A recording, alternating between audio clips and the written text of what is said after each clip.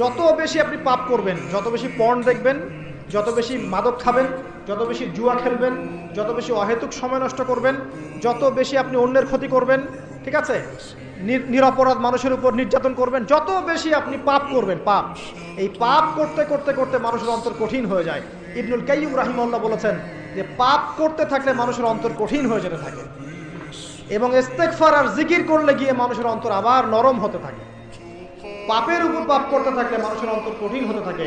এ বিষয়ে রাসূলুল্লাহ সাল্লাল্লাহু আলাইহি ওয়াসাল্লাম বলেছেন, যখন মানুষ একটা পাপ করে কলবের মধ্যে একটা কালো দাগ পড়ে যায়, যখন আরো একটা পাপ করে আরেকটা কালো দাগ পড়ে যায়।